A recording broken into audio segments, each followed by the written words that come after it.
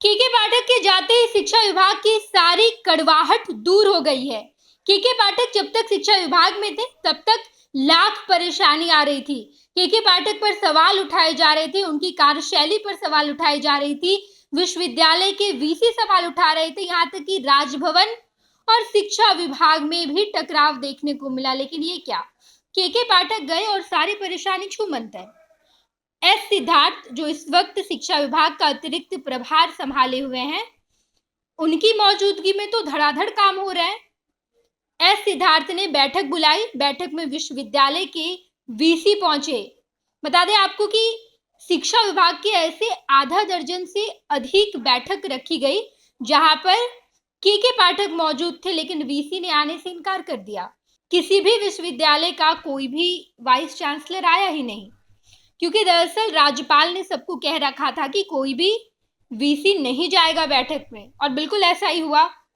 केके पाठक बैठक किए, लगभग आधा दर्जन से अधिक बैठक हुई, लेकिन एक भी बैठक में वाइस चांसलर नहीं आए, जिसके बाद ये हुआ कि केके पाठक ने तमाम एब्सेंट वाइस चांसलर की सैलरी रोक दी। और आज जब बैठक बुलाई गई है तो एस सिद्धार्थ की अध्यक्षता में ये बैठक बेहतरीन तरीके से हुई और विश्वविद्यालय के बजट पर भी बातचीत हुई है, विचार विमर्श किया गया है। बता दें आपको कि बैठक से तस्वीरें निकलकर सामने आई है। तस्वीरों में आप साफ तौर पर देख पाएंगे कि एस सिद्धार्थ की अध्यक्षता में ये बैठक हो रही है। आप देख पाएंगे कि शिक्षा विभाग का अतिरिक्त प्रभार संभाल रहे एस सिद्धार्थ की मौजूदगी में ये बैठक हो रही है। राज्य के सभी विश्वविद्यालयों को 2 दिनों के अंदर चाह माह की वेतन राशि भी भेजी जाएगी। कुलपतियों की बैठक के बाद शिक्षा मंत्री सुनील कुमार ने ये जानकारी दी। मालूम हो कि फरवरी के बाद विश्वविद्यालयों को वेतन पेंशन की राशि नहीं दी गई है। बैठक में विश्वविद्यालय के बजट की समीक्षा हुई। इस बैठक के बाद पूर्णिया, मुंगेर और अरबी फारसी विश्वविद्यालयों के बैंक खातों के संचालन पर लगी रोक को शिक्षा विभाग ने खत्म कर दिया है। साथ ही कामेश्वर सिंह दरभंगा संस्कृत विश्वविद्यालय के कुलपति के वेतन पर लगी रोक को भी हटा लिया गया है। विभाग ने बुधवार को इस संबंध में आदेश जारी किया। शिक्षा विभाग में आने से पहले सभी कुलपतियों की राजभवन में बैठक हुई। राज्यपाल सह कुलाधिपति राजेंद्र विश्वनाथ आर्लेकर की अध्यक्षता में बैठक हुई। शिक्षा मंत्री सुनील कुमार और एससीएस एस सिद्धार्थ भी मौजूद रहे। विभाग की ओर से पिछले हफ्ते ही राजभवन को इस बैठक के बारे में सूचना दी गई थी। अपर मुख्य सचिव बदलने के बाद शिक्षा विभाग और राजभवन के संबंधों में भी सुधार आया। केके पाठक के एससीएस रहते कई मुद्दों पर विभाग और राजभवन के बीच टकराव की स्थिति बनी है। शिक्षा विभाग के मौजूदा अपर मुख्य सचिव एस सिद्धार्थ मुख्यमंत्री नीतीश कुमार के सबसे भरोसेमंद अफसरों में से एक हैं। सिद्धार्थ सीएम सचिवालय के अपर मुख्य सचिव भी हैं। मुख्यमंत्री के साथ हर जगह आते जाते नजर आते हैं। सीएम के करीबी अफसर के विभाग संभालने से राजभवन और शिक्षा विभाग के बीच जो कड़वाहट है, वो कड़वाहट भी अब खत्म हो गई है। और अब केके पाठक जैसे ही शिक्षा विभाग से आउट हुए, इधर एस सिद्धार्थ नीतीश कुमार के तमाम काम को कर रहे हैं। शिक्षा विभाग की जो परेशानी थी, उस परेशानी को खत्म कर दिया गया है और तमाम वीसी के अकाउंट में अब सैलरी भी जाने लगेगी।